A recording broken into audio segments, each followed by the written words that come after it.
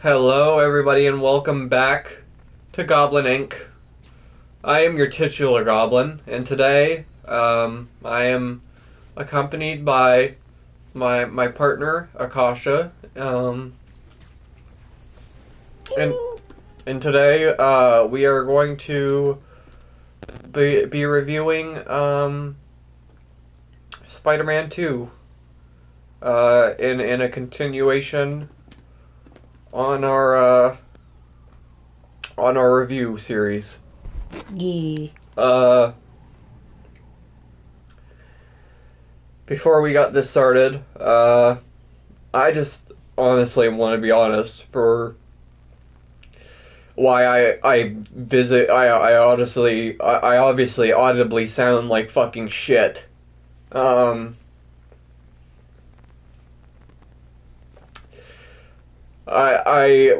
This is not the first time that we have tried to film this. We had filmed this before, and I had to quickly stop because I had a panic attack. And I just want to be upfront because I'm gonna just sound like shit through this fucking review, and I'm sorry. I'm sorry for that. But I just want everyone to know that I'm doing okay, and that I hope that everybody is doing well themselves. That everybody knows that it's okay not to feel their best. But other than that, I guess let's start talking about the movie.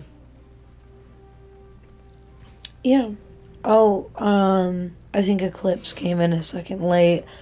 Just, Brant just had a mental health problem for a minute. Well, I mean longer than a minute. And it's like, we want to do this review. This is something we want to do today. It's just obviously we needed to take some time to figure this out. But it's okay now. I think we can do this just fine. Yeah, I've always been honest with you guys about this, and I don't think I've been super upfront about it, I guess. It's just, I'm a very depressed individual. I'm clinically depressed. Like, diagnosed-wise, I'm just actually depressed. So I just have a lot of issues with things, so just pushing past certain things just takes a while for me, myself, but I really do want to do this review, and I'm not going to let that take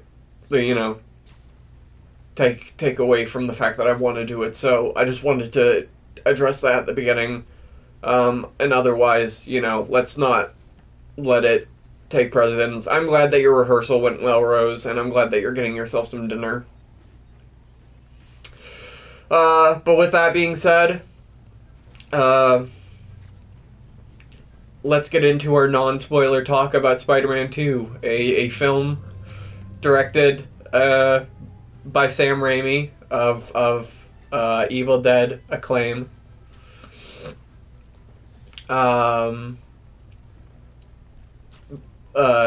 Starring Tobey Maguire, a sequel to, if you have not already checked out the review to the first Spider-Man, it should be on our YouTube underneath the same name of Goblin Inc.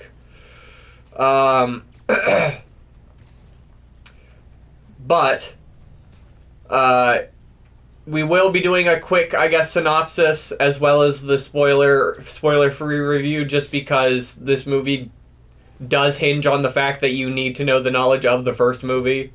But we won't be obviously doing it, so if you want a full thing, go watch the video on YouTube.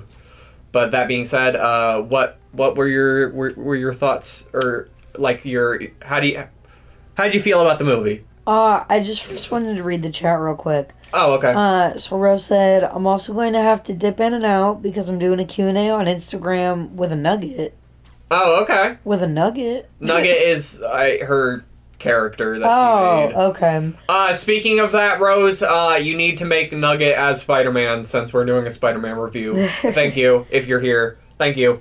And then Eclipse said, I'm sorry, dude. Like I've said before, your mental health is much more important than our entertainment. If you do need it, please take a break. I guess the thing about that, though, Eclipse, is your guys' entertainment improves my mental health. Like being able to look at the fact that people come to me for entertainment, like, really does, like, boost how I feel. Or just to have, like, friends interacting online. Yeah, it's like, it means a lot more than I think a lot of people sometimes realize, but I appreciate your concern otherwise. Holy shit, I just got fucked. But either way, into the non-spoiler... Yes. Kind of wrapping up, talking about Spider-Man 1 and stuff. Yeah. So, like I was saying, I really, really... recommend this movie. I think, I don't know, I was telling Brant earlier, the first one kind of seems a little boring compared to this one. Just, I guess maybe, I don't know what it is. I think the story feels a little better in the second one to me. And, what do you think it is? Is it that the characters are more tightly written? It's that Doc Ock is a good character. Well, but Norman's a good character. Norman is a good character. So what makes Doc Ock a better character than Norman to you? Because Peter feels more developed in the second movie to me, which, I mean, clearly he'd be more developed. I don't know, it just seems like the relationship's a little tighter, where in the first one, I love Green Goblin, but the thing is like, Peter doesn't really seem to care about that relationship. That seems more like a thing Harry gives a shit about. Well, it seems like Norman really cares about it too, but Peter just kind of scoffs at it too. Peter does not give a shit. It is very odd how much he kind of blows over the fact that he doesn't really acknowledge that how much Norman likes him. Like, until the very last movie, which obviously we'll discuss when we review that, but it's like he doesn't acknowledge that at all. Yeah. Any of these movies, which is very odd because it's so blatantly in like everyone's face. That entire movie, it's like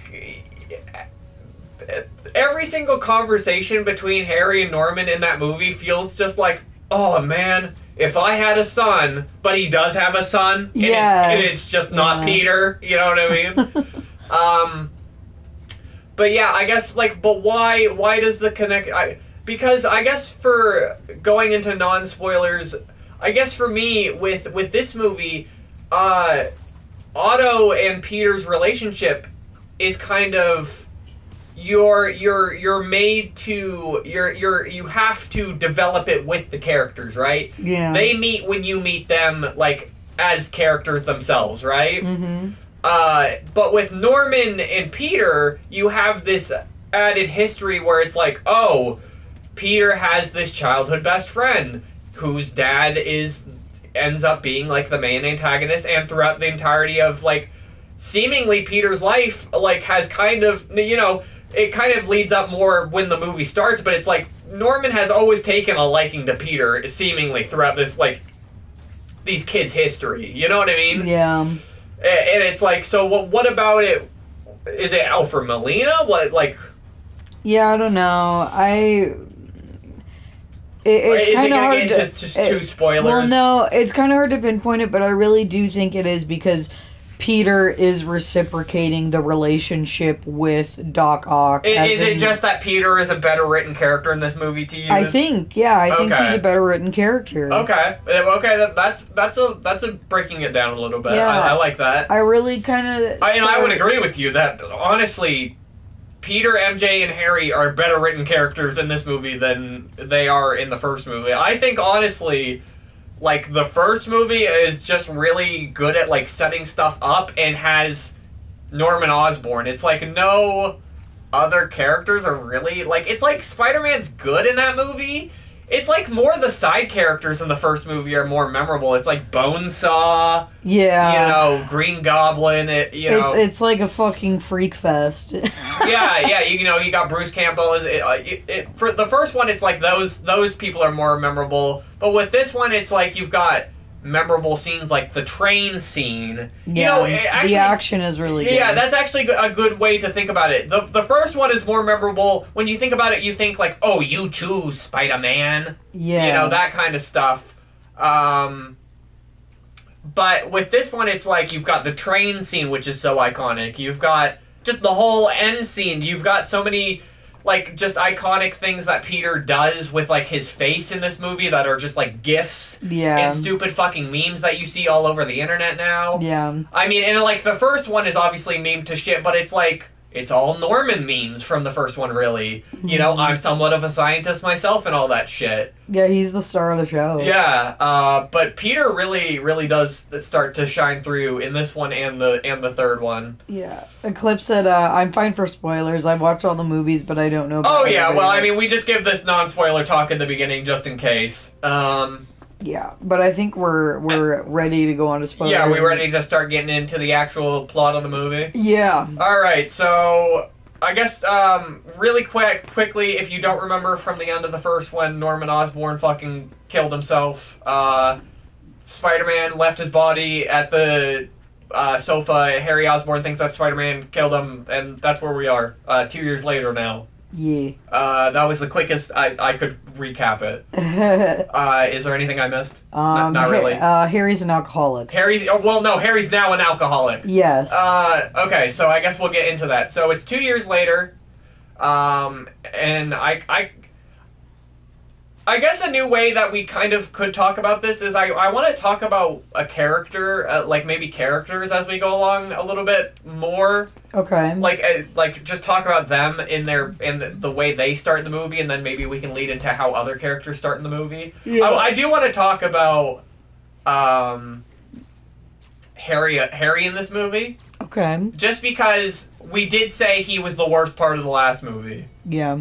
Is he still the worst part of this movie? Oh wait, Rose said check Discord. Oh, check Discord? Yeah. It's Spooderman. Oh, Spooderman Nugget? She says she can't do... Oh, I love it. That's cool. Yeah, I'm looking at it. Thank you, Rose. I love it. Yeah, Rose and I kind of have this thing ongoing where I ask her to do a style of her main character or whatever. But... Going on with Harry, yeah, is he the worst character of this movie? He still is. Yeah, I'd say he's a better written character in this movie, but he's still the worst part of this movie. They make him like more interesting. They do make him interesting because he's actually an antagonist in that dually he wants to... Oh, hold on. Rose just asked, would you like to ask a Nugget question for the Q&A? My question for your Q&A, just so you have an extra question, will be, is Nugget heavily inspired by someone in your life? There you go. Put that in your little Q&A. Put that in your little Q&A. That sounded fucked up. Yeah, that did sound fucked up. But no, there you go.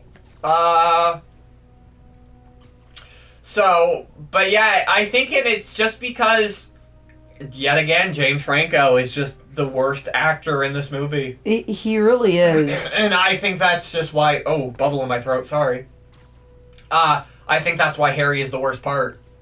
Yeah. What do you think? I think Harry would be just not even the best character, obviously, because I think, like, Otto and Peter are the best characters in this movie, but I think if it just was, he was acted better, he would just be a better character. Well, think about this. You gotta go off the intention of writing the character as well, and I think there was more intention in that he is supposed to be, like, an obnoxious drunk bastard because his father died, and he's depressed, and he wants to kill Spider-Man, and he's, like, flaunting... But I guess... his wealth. For me, like, he doesn't do enough evil shit in this movie to warrant it. It's like, the decision he makes in the end, it's like, oh, wow, that's pretty fucked up of him to do. But it's like, that's the only thing he really does that, like, really does anything to impact the plot, other than he finances the main villain. You know what I mean? Yeah. Other than he's the explanation for why the main villain can do all these things. I think he's far more interesting, though, in the first movie. Because in the first movie... You think he's more interesting in the first movie? No. He's far more interesting than in the first movie. Oh, okay. Yes. Because think about this. I don't even know what the intention of his character was in the first movie, because he's at the same time supposed to be likable while also you're like, oh, he's like stupid and I hate him. Yeah, I think it's honestly that first movie. Now watching these other movies, it feels like that first movie is just so much setup. You know what I mean? Yeah. Like, it feels like the first movie is so much set up to the rest of the other two movies. Yeah. Yeah, he is the weakest part, though, and it's like, if we're done with the other stuff, do you want to talk about his decision at the end? Well, no, I don't. I want to get there that far. Once we get there more. I just I want to talk, and we haven't even really discussed his character. I just wanted to ask if he's still the worst part. Yes, he is. Absolutely. Okay. And Rose agrees. Franco is weak. Yeah, he is definitely weak in both so these bad. movies. I just wanted to start off with that of like what our biggest criticism was of the last movie. Yeah. If it's still is it still the biggest criticism of this movie? Yes. Yeah, I'd say so as well. I was saying that during the movie. Yeah, I'm just like, reassuring for the audience and myself, like, is that actually the worst part of this movie as well? Yeah. It definitely is, because I don't think there's any other problems with this movie otherwise. I'm just gonna be honest with you guys, everybody puts this as the best Spider-Man movie. It's the best Spider-Man movie other than Spider-Verse. Yeah. It's so fucking good. And I know that's like putting my fucking dick out on the table before we've even really talked about this movie. But it is the best one. It's so fucking good. Oh, man. What? Well, fuck.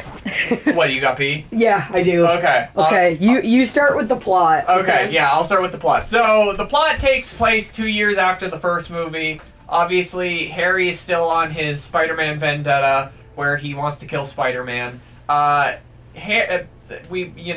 He's now become the leader of Oscorp, which is very odd because in his scenes, it's like they don't really show him as the running, like, head of Oscorp. He just kind of runs it and wears a business suit, and it's like, oh, he's the big businessman that makes the big business decisions.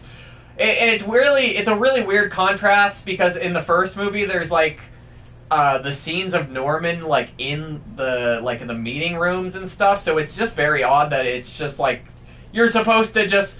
I get it, like, it's just so this movie isn't longer, obviously, but it's just like, you're supposed to be like, oh yeah, this fucking dipshit who we saw in the last movie who was being a dick to Mary Jane and now wants to kill Spider-Man is now running this multi-million-dollar company. It feels a little forced, if I'm being honest, but it's like, whatever. Like we've said, the Harry stuff is the weakest stuff.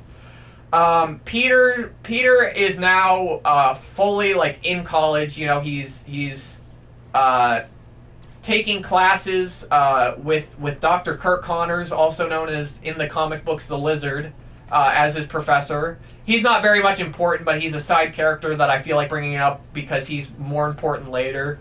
And also it's just like, I like that there is just like added things of like other comic book characters being in this movie that aren't just villains. But let's see. Yeah, Peter is now fully in college, and he is fucking struggling. He can barely make it to classes.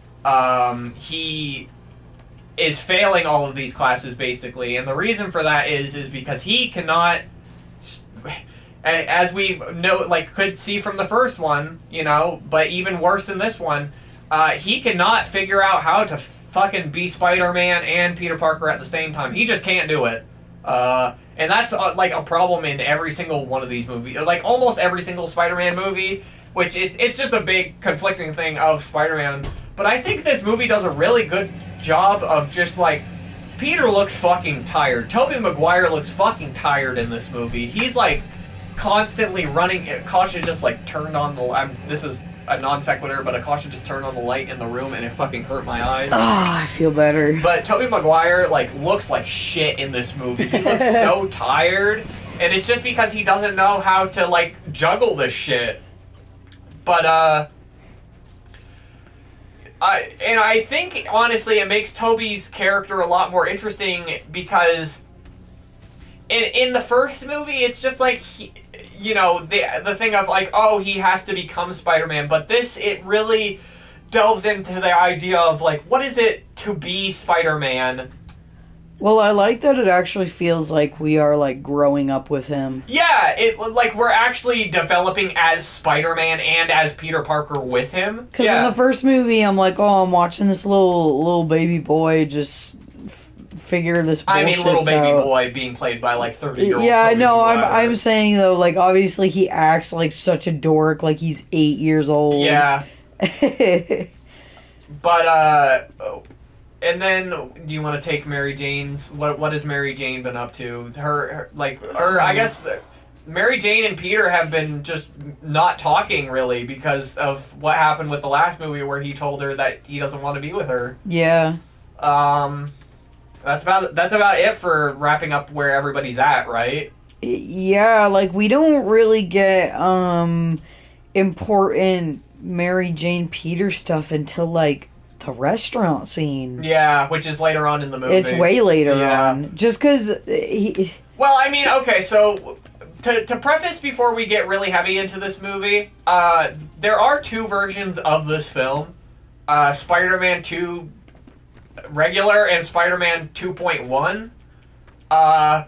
Which 2.1 is just like a 16-minute longer cut. Yeah. I think something like that. And all it basically does is like elongate some of the joke scenes, elongate some of the action scenes, make one of the like more dramatic scenes a little bit more impactful, which we'll talk. And there's that if you want to talk about Mary Jane, there's the added scene with Mary Jane. Yeah, well, I'm gonna talk about that. So the movie kind of starts where it's Peter. He's going through life with all of his stresses, and he gets home. And everybody's it's his birthday. Yeah, it's his birthday, and he doesn't fucking remember because he's too fucking stressed out to remember that it's his goddamn birthday. Yeah. But yeah, this is like the first time they've all seen each other since like the first movie, kinda. Yeah, which it's May, MJ, and Harry. Well, no, I mean obviously Aunt May and Peter have seen each other. Well, yeah. But it's like kind of hinted that Peter and Harry have hung out, but it's like Peter's obviously being weird because he knows Harry hates Spider-Man. Yeah. Which makes it awkward, obviously. Mm-hmm. Because as Peter knows, he very much did not kill his fucking dad. Yeah. But so we have this birthday scene where it's just like a scene where they all meet or whatever. That's not really important, I don't think. The only important thing is that Mary Jane says she has a boyfriend, and even then, that's not that important. Well, actually, no, it is important because the boyfriend ends up being her fiance. Her fiance, which is, which I mean, I guess they don't get, or no, they are engaged throughout the entirety of the movie, right? No, they get engaged at the party because remember. Oh, okay. He's photographing it. Yeah. Anyway, yeah. So she's dating, I think his name's John Jameson, who is. I learned he's an astronaut.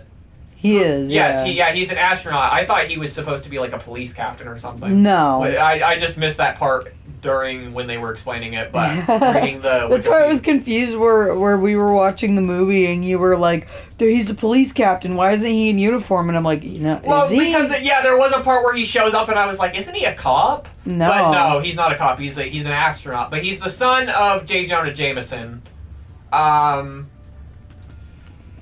And I guess that scene is only important because he is kind of important because, the whole plot line of her being with someone kind of is important because Peter's jealous and she's still in love with Peter. And he's a hot hunk that goes to space. He is a really cute guy. And honestly, like, poor him. He's like the nicest dude in this entire movie. I know, he's far nicer to her than Harry ever was. And at the end, she's just like, fuck you. Yeah, we're kind of getting ahead of ourselves, but obviously, if this movie wouldn't be a fucking Spider-Man movie if she ended up with someone that wasn't Spider-Man. Yeah.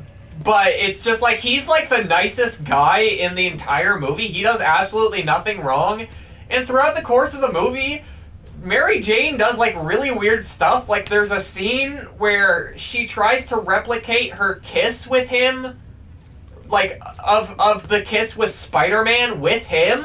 Yeah, and I'm just like, this poor motherfucker. You know what? Actually, now that I think about it, now that Mary Jane gets pissed about that scene in the third one, she does try to replicate the kiss. Obviously, it's like not the same thing, yeah. but now that I think about it, she does try to do it herself in private. And it's really awkward because he's like, whoa, I'm on the moon, babe. Yeah, and like, he's like, are you on the moon with me? And she just stares into the distance and doesn't say anything. Into the, like, not into the camera, but like kind of into the camera, and then it just cuts away. That's later into the movie, but that's just some of the weird shit she like does with him, and he's just like really nice otherwise. Yeah, I'm like, this poor motherfucker. And it's like I like that scene a lot because it's just so uncomfortable. It is like, really uncomfortable. But the thing is, it's only uncomfortable to us, the viewer, and no one else in the movie. Like, no one in the movie thinks it's uncomfortable because no one would understand why it's uncomfortable.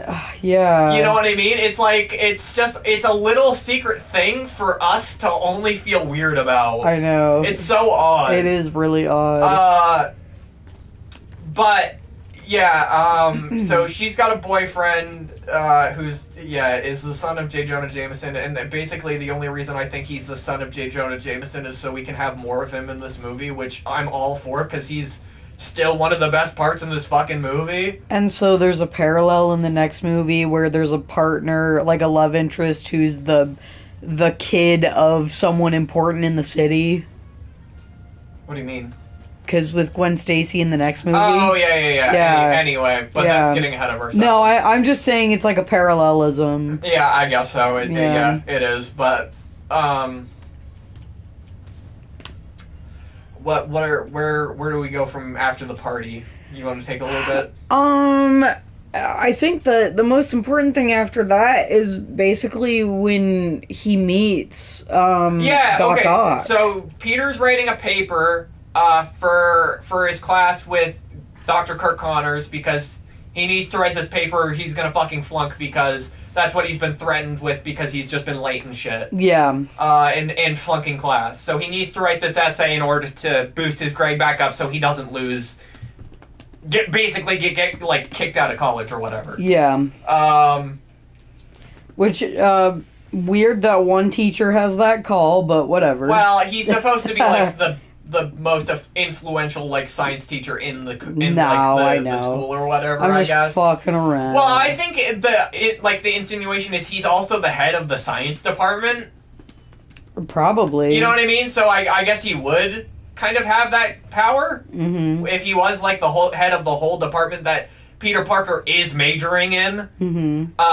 Reminds me of Spider-Verse. Yeah, it is a kind of like Spider-Verse with the whole he has to write the paper. Oh yeah. Yeah, I forgot about that plot point. It's weird because watching these movies, it does make me realize that some of the later on Spider-Man movies, especially Spider-Verse, does have a lot of callbacks and taking from stuff in these movies specifically, and it's obviously just because they are like the blueprint for the Spider-Man movie, but it is very cool to see. Yeah. But either way, Spider-Man, or Peter Parker's writing a paper on, Now we're back at figuring out what the fucking experiment I don't really was. know what the paper's on, so, okay, he's right, like no, okay, the paper's on Otto Octavius. He says that the paper is just like a piece on what the Doctor is working on. Okay. Yeah, so that's what he's working on and writing for his essay. So he then meets Otto Octavius because Harry's only plot point really to be in this movie is that his company funds what Otto Octavius is doing, and what Otto is doing is basically creating a miniature version of the sun to cheaply power the whole world. Yeah, which makes sense, I guess. Good for him. From like an evil, like for like an evil villain plot, that makes sense. You know, power the sun, make. I wondered too while that was going on if that's like a reference to like Nikola Tesla. Do you think so? Yeah, because it's like I guess there's like rumors that he was coming up with a type of energy that could cheaply power the entire United States. Yeah. And then it just got like buried when he died. Yeah, true. Yeah.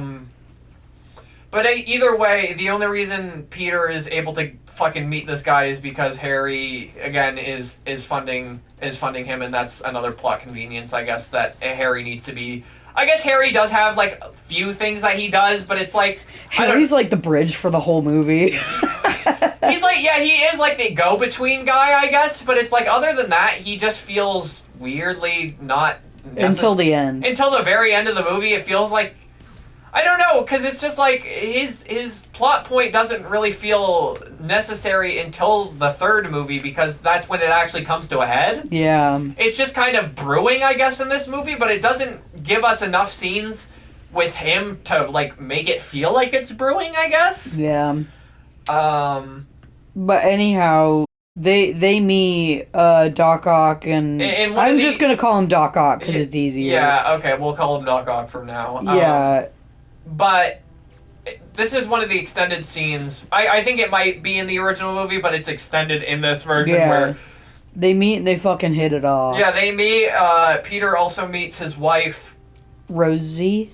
Yeah, is that what her name? Was her name Rosie? Rosalie, I think. Something like that. Yeah.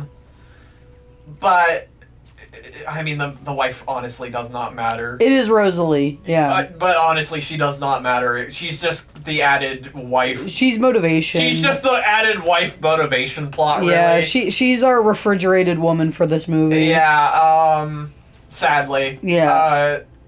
But we have a nice scene between the three of them where, you know, Alfred Molina's just being charming because he's Alfred Molina. He's so good. He's so good. He seems so cute. We gotta say, I think that Alfred Molina is like, he's been in quite a few movies, but not like a lot of huge, like major stuff. But holy shit, him in this fucking movie as Doc Ock is fucking, like, insane character acting. I know, because he's, like, so refined in the beginning. Yeah, and so polite. And then when he becomes Doc Ock, he becomes, like, the grossest, like, but also charming as fuck. I know, because he's like, I have power and I know it. Yeah, exactly. He understands his place in the world and he abuses that. Yeah. Like, you could almost take, like, Doc Ock and use him as, like, a caricature for, like, white power. In like, a weird way. Or, like, the male dominance, because the Spider-Man movies, especially when like Norman was the main villain, it definitely does focus on like male dominance in like especially like a workplace type setting in these movies. Yeah, I guess so. I don't think anyone was actually going for that though. I think it's just like he's just so dominant. Like when he becomes Doc Ock, he's just such a dominating force on screen. Yeah, like, he is. He's such like. I was saying to Akasha the other day, because I was playing the Spider-Man PS4 game, and I was saying I'm so glad that, like, of any changes of, like, characters in, like, you know, comic books and stuff, that Doc Ock has remained being, like, a bigger guy. Not, like, fat or anything. Like, imposing. Yeah, he's just, like, he's always been super big and imposing, and Alfred Molina is, like, he's shirtless in most of this movie, and he is so fucking big. It's just, it's so... Yeah. It's so dominating. Eclipse said he's the perfect actor for Doc Ock, just amazing. And then Rose said, I think you're reading into it, but it definitely has a power dynamic vibe. Yeah, I think I'm reading into it for Doc Ock, but with Norman, it definitely, it seems like it, at least... You know? Yeah, it's just like, I don't know, all of these villains since like their impetus have just been male because that's like how it's gone, and I don't think anybody is trying really to actually say anything with it. Yeah. They're just using the characters that are popular, but you can read into it in like a really broad sense. No, I'm saying just like from the concept of like just like looking at comic book villains in just like how they are all male. Yeah, exactly. Yeah, I get what you're saying. Yeah. And I think Rose does too.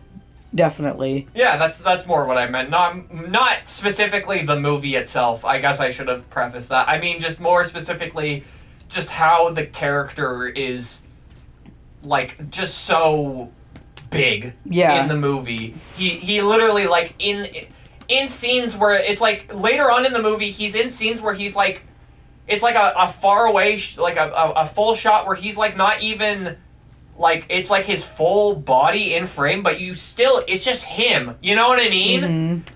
It's just all Alfred Molina. Rev said also see Octavia from Spider-Verse. I'm a big fan of Science Octopus Lady. Yes, I am too. Trust me, I am. Don't worry, we will get to that one. We will get to that, and we will discuss how much I fucking love the gender swapping of Dr. Octopus. Yeah, husky, that's a good term. Yeah, husky would be a good term. Yeah, for it, yeah. because you keep saying big, and I know you already prefaced it, but it just seems like fat. It's just like, he's a tall, broad guy. It's just like, I definitely want to preface this that I'm not meaning that Alfred Molina is fat in this movie. Not at all. He is, like, buff as fuck in this movie. It's just he is beefy, you know? Yeah. He's like... It's staring at a generically big anime guy. Mm-hmm. You know what I mean? Like Armstrong from fucking Full Metal. Oh my god, yeah. That's my type of husky, guys. Well then, you fucking probably love fucking Doc Ock. But either way, enough fanning over Doc Ock. Yeah. So we basically get to the demonstration that is what this is kind of leading to, like, what Peter's writing the paper on is the demonstration of him making the sun thing work, right? Yeah, and he also presents these arms he has made so safely... Should we mention that when Peter is discussing the project with Octavius, he does mention that Otto should double check it, and Otto is like, whatever. Because that does become a plot thing later on in the movie. Yeah, that's true. Peter just mentions that, and that kind of becomes a point for why Doc Ock becomes infuriated with Peter, because he's like, oh, I couldn't have been wrong, but, you know. No, you're talking about the game. You're getting confused with the game. That doesn't happen in the movie. Yes, he does. When he's talking to the tentacles, he's like, oh, Peter was right, and then he's like, no, I couldn't have been wrong. Oh, kind of, yeah, you are right. when he first like, wakes up or whatever. Yeah. But, So, we get to the presentation where it's this big fucking... It looks really cool. I gotta say, the set design in this movie is, like, an improvement. Not saying the first one has bad set design, but it's just like you can see the development of the budgets for these movies. Yeah, the CGI is also better. Yeah, the CGI in this movie is the best in all three. Yeah, I'd agree as well. I think it's because it's the most, like, limited, while it's also, like, what it's at, you know? Yeah. While the third one, like, overuses it or whatever. But we'll get to that when we talk about it.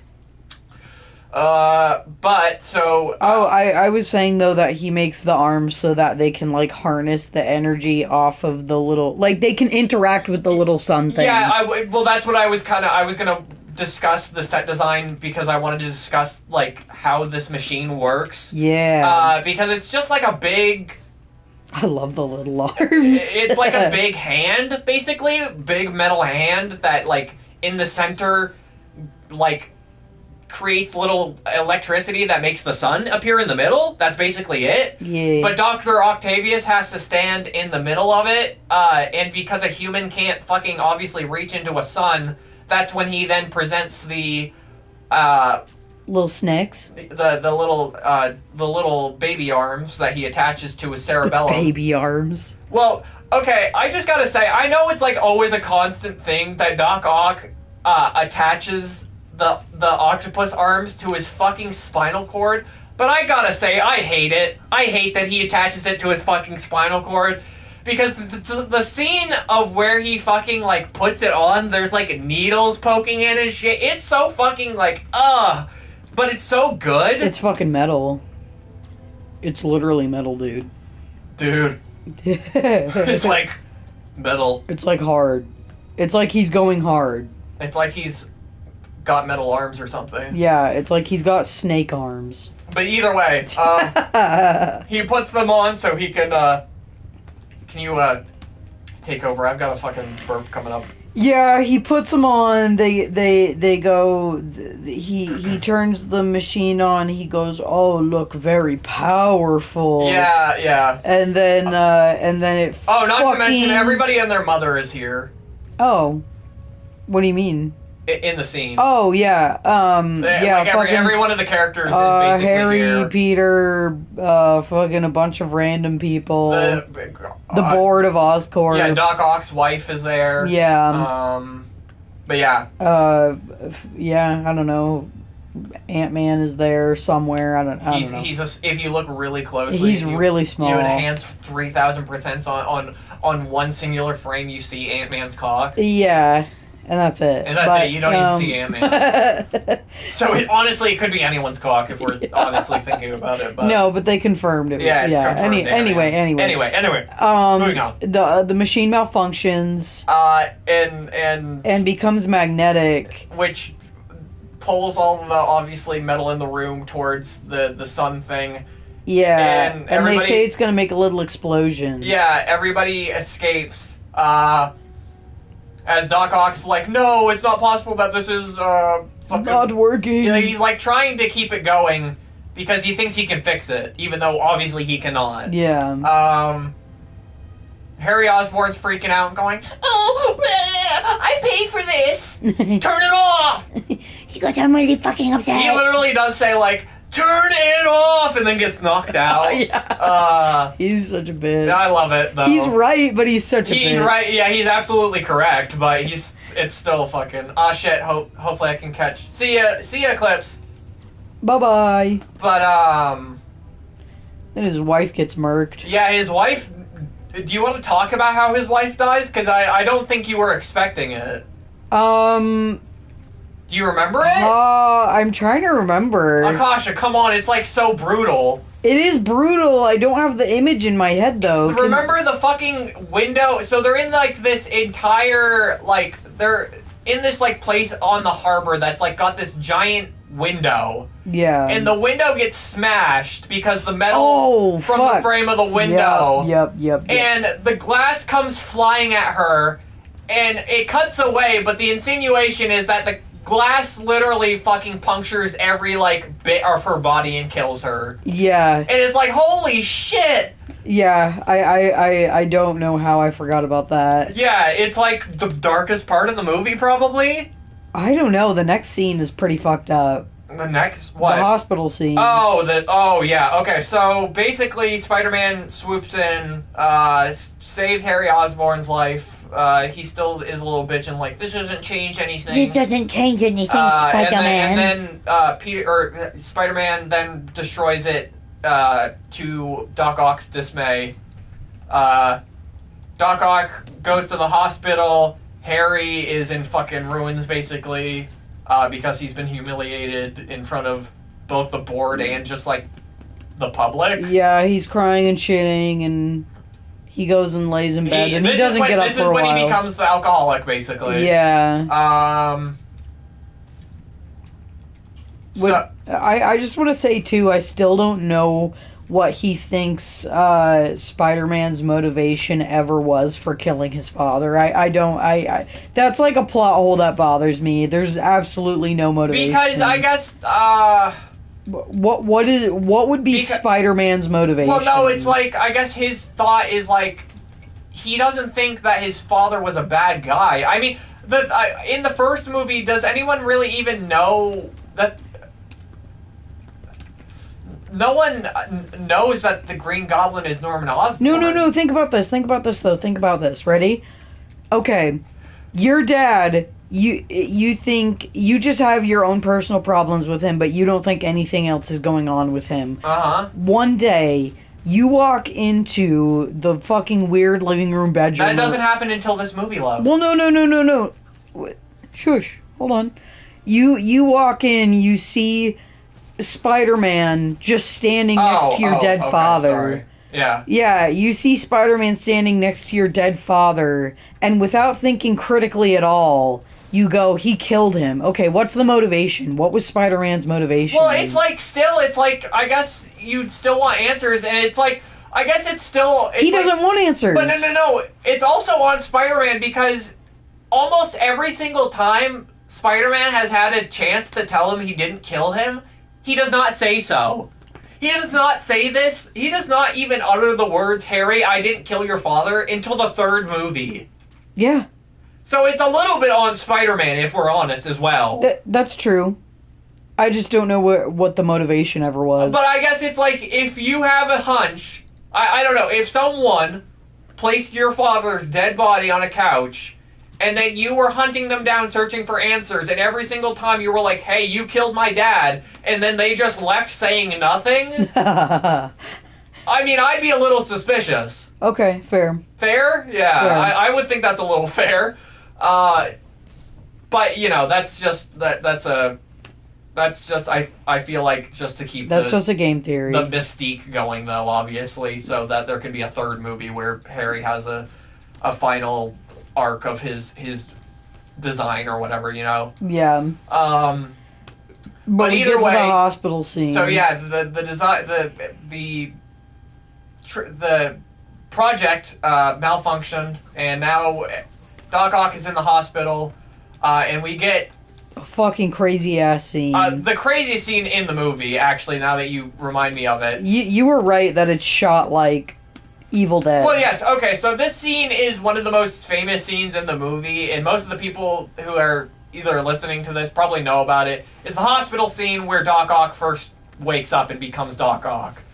And it's specifically shot like an Evil Dead scene, because obviously Sam Raimi made the Evil Dead films, but it's also to encapsulate the horror that is Doc Ock. It is really horrifying. And I think it is one of the most perfect scenes to actually, like, introduce a villain. Yeah. Because it's just shot so well. It's literally like, okay, so the way the shot, like, the scene plays out is that Alfred Molina's not even conscious.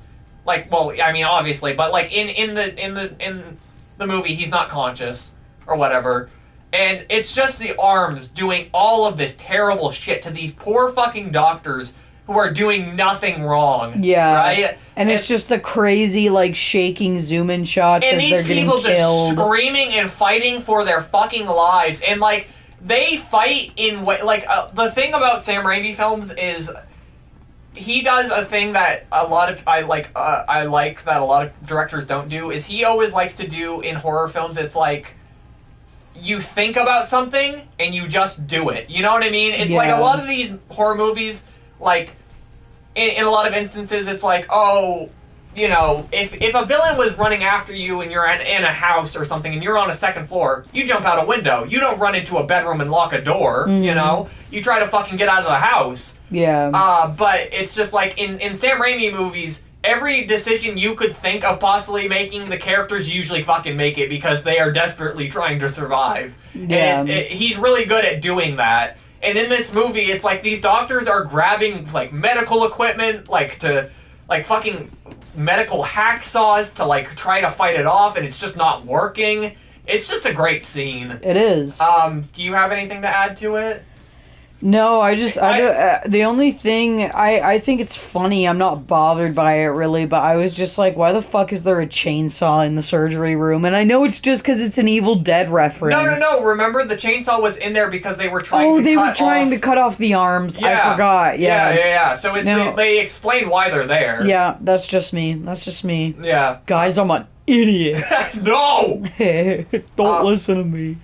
But either way, yeah, and it's also just topped off by that fucking scream Alfred Molina gives at the end where he goes, no! And it's just like the most, like, opera-esque scream he could possibly give, and it's just so good. Yeah.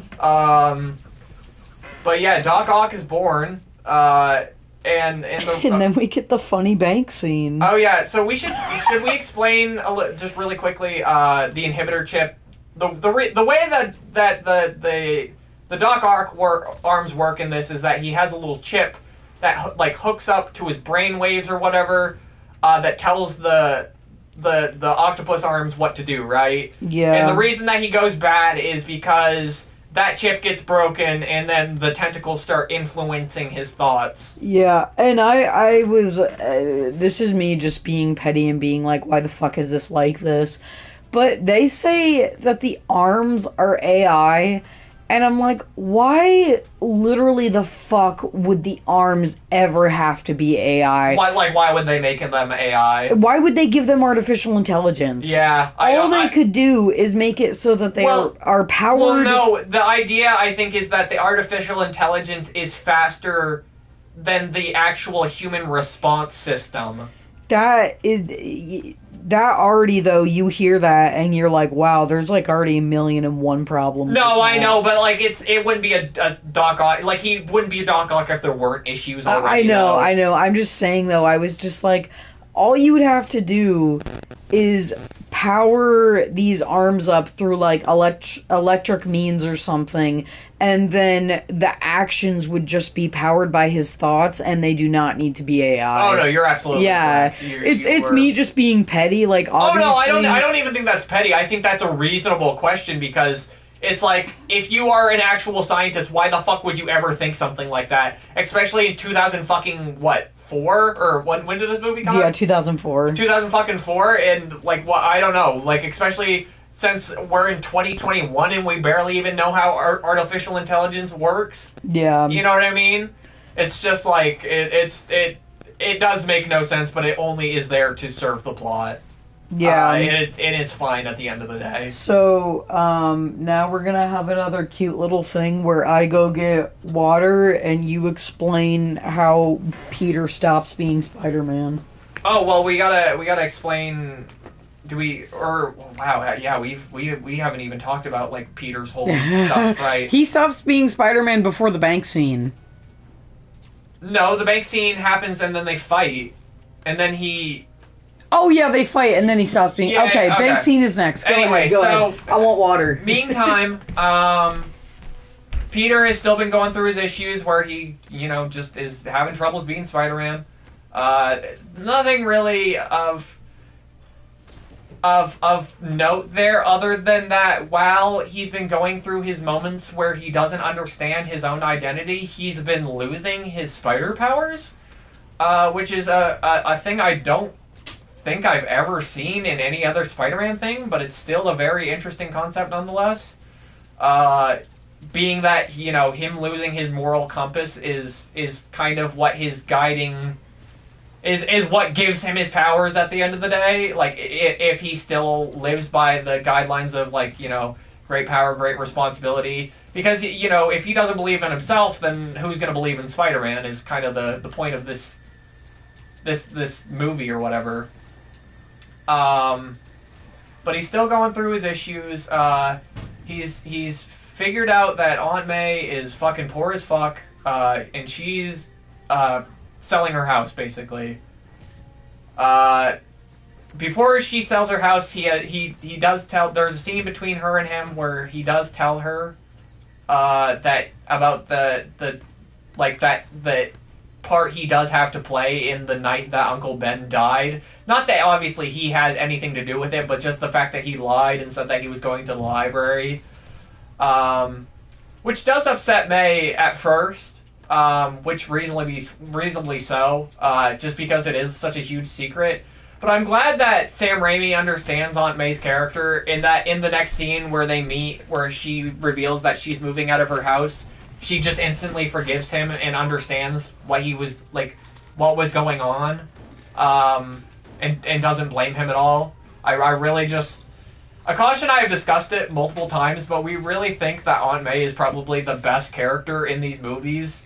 Like, just throughout, just because the actor who plays her is so good throughout the entirety of every single movie, with no flaw, of making every single scene that she's in, like, emotional, and have weight. You're back, Akasha. Do you have anything to add to Aunt May being the best part of the movie? Yeah, she's just like the emotional heart of these movies. Yeah, and I think, honestly, though, that's kind of supposed to be what Aunt May and Uncle Ben are, though, and I think that's a really good thing on the movie. I think Aunt May is supposed to be a guiding force for Peter in that sense. When you watch a scene between the two of them, it's supposed to be like, oh, geez, she's giving him actually really good advice and talking to him like he's an actual person that she cares about and stuff, Because it's like they're the only... if you think about it, she is just as much of a tragic character as Peter Parker is. She fucking, her sister and her brother-in-law were fucking murdered. And then her husband also got fucking murdered. And now all she has left is her nephew. You know what I mean? Yeah. Like, that's a fucked existence. And it's like, they obviously love each other very much, but they're very sad people. Mm-hmm. You know, and this movie makes a very good, like, all three of these movies, like, make a very fine point of just being like, Aunt May is not a very happy lady after Uncle Ben dies, and she doesn't really become a very happy lady. Like, do you think she, like, at the end Peter of this, makes her happy. Peter does make her happy, but I'm just saying, like, she doesn't see, I don't know, do you feel that she comes to terms with it, really? Yeah. Okay. Yeah, I do. Yeah, I guess with the stuff in the third movie, she kind of does, but we'll get to that. Yeah. Yeah. I just didn't want to say much. Yeah. But either way. Anyway, cool bank scene fight. Who cares about the fucking emotions? Yeah, so they're dude? at the bank now because Aunt May is looking just to get money. Alone. Joel McHale is there for whatever fucking reason, I guess. And then Doc Ock breaks into the bank and tries to steal money. And the reason he's stealing money is because, okay, this is the run problem I have with the plot of the movie. Mm-hmm. Is Doc Ock's evil plan is that he's gonna redo his science project, right? His science project. Well, that's what it is. It's a science project. Yeah, you're like, his little baking soda volcano. Well, whatever. He's gonna recreate the fucking mini sun, right? Mm-hmm. And his grand scheme is that he's gonna steal money to buy the materials to make this.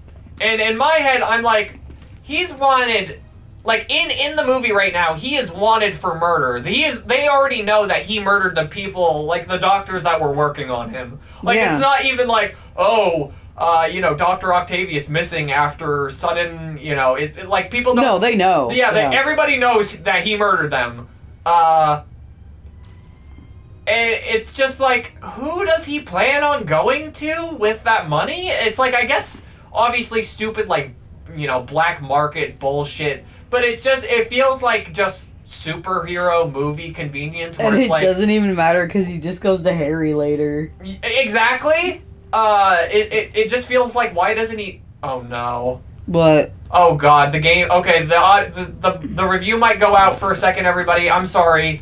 We'll be back. Fuck. I'm sorry. Holy shit. Why is it doing this? No! We were talking about Spider-Man. Yeah. This is bullshit. This is bullshit. Fuck, I might have to... Alright, everybody, hold on. We'll be back. Alright, Spider-Man 2 review in 2 parts. Yay! Get ready, bitches.